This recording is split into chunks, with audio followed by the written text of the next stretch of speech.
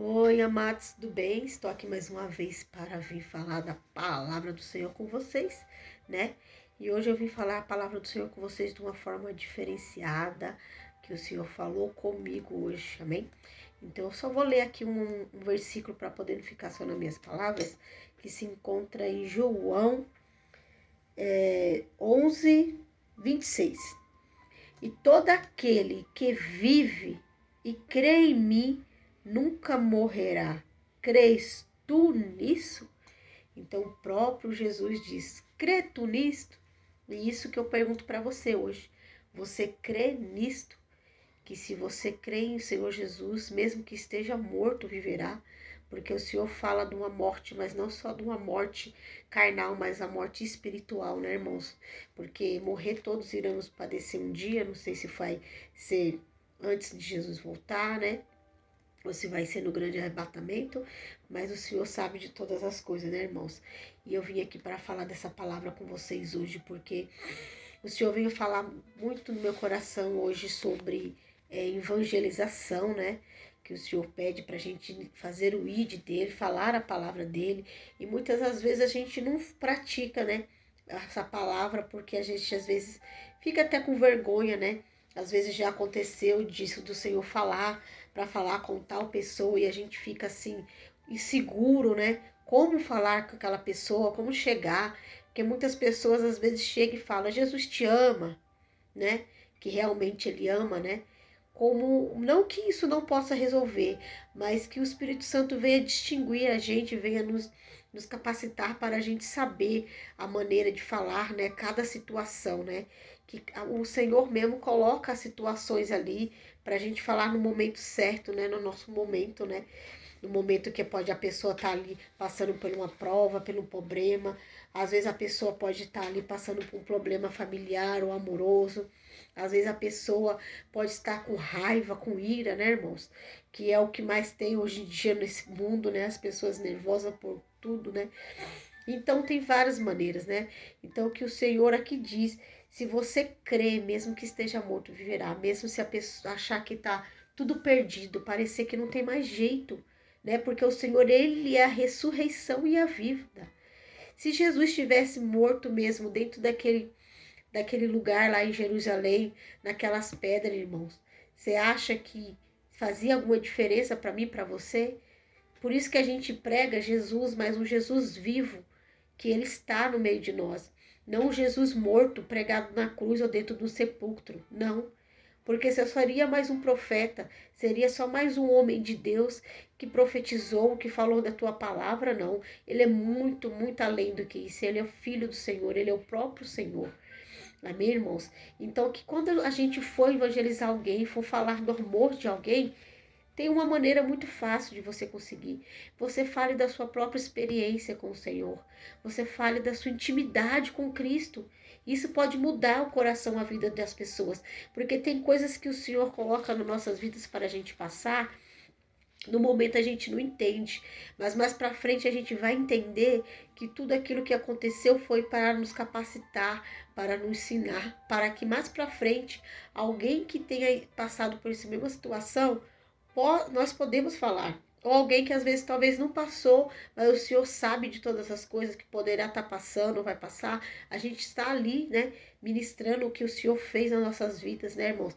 Não só testemunhos, né? Porque eu sei que tem vários tipos de testemunhos, mas que a gente fale, irmãos, não só do que a gente era, mas sim do que a gente é, né? Porque às vezes as pessoas veem, uma pessoa às vezes é muito incrédula, porque o que hoje mais está tendo é os desigrejados que não precisam mais estar na igreja, mas se você está desengrejado, você vai acabar perdendo a comunhão com o próximo, vai acabar perdendo aquilo que o Senhor quer, que o Senhor põe na sua palavra, que quer que nós estejamos em comunhão, esteja só, porque senão, se não fosse assim, no dia que Jesus Cristo foi cear, ele poderia ter ceado sozinho, comido pão, bebido vinho sozinho. Não, ele quis fazer isso com os seus discípulos, com os seus amigos, com os seus irmãos, com os seus amados, né, irmãos?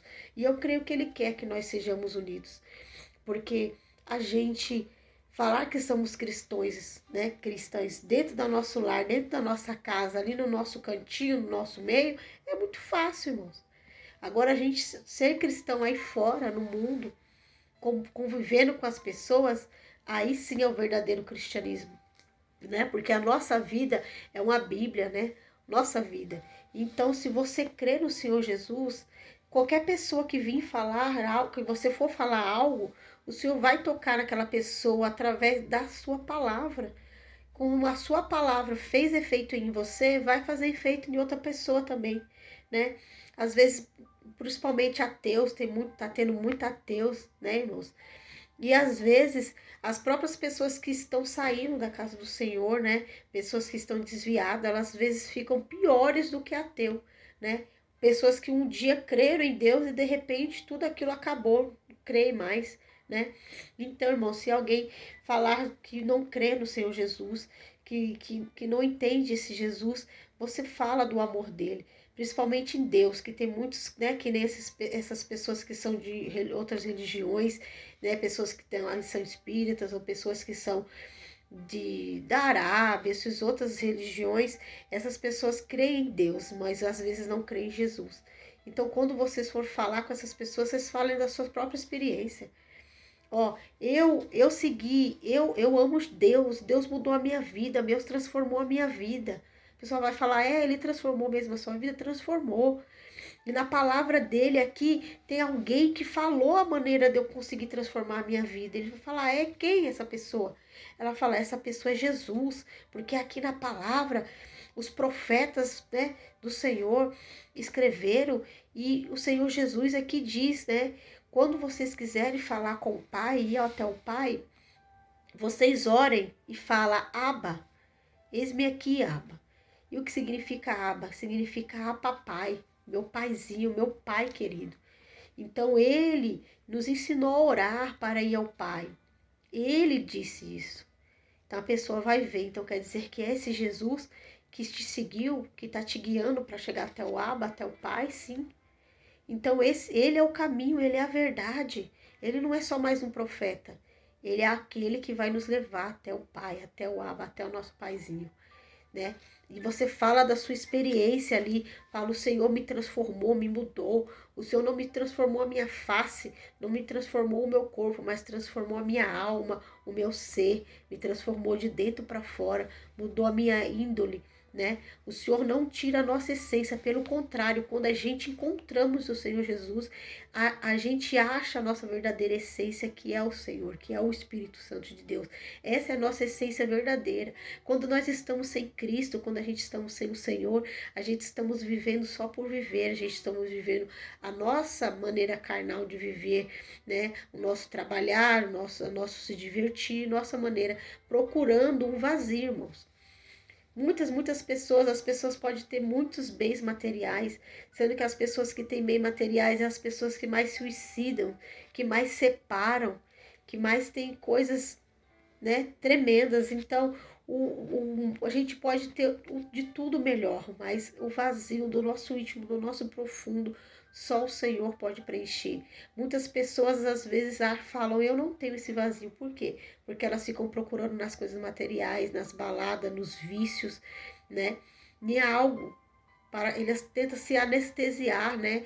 Quando elas não são anestesiadas nas coisas do mundo, elas ficam anestesiadas com os filmes, com séries, com celular, com qualquer tipo de coisa que possam tirar ela, mostrar para ela que aquilo é só um vazio que vai passar, mas não vai no outro dia, até no outro dia, irmão.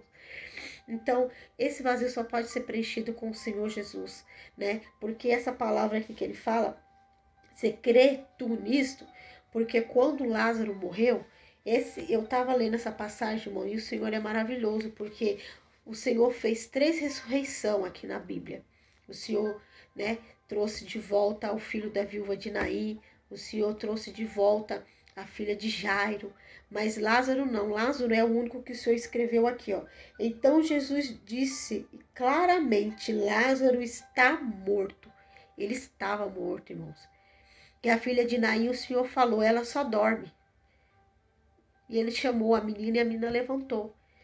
Com o rapaz também foi a mesma coisa, o Senhor só o tocou e ele levantou, né? Falou para ela, não chores mais. Mas Lázaro não, Lázaro o Senhor afirmou, ele está morto. Então, por quê? Porque ele quis demonstrar que ele é a ressurreição, ele é a vida. Então, mesmo que esteja morto, viverá, irmãos.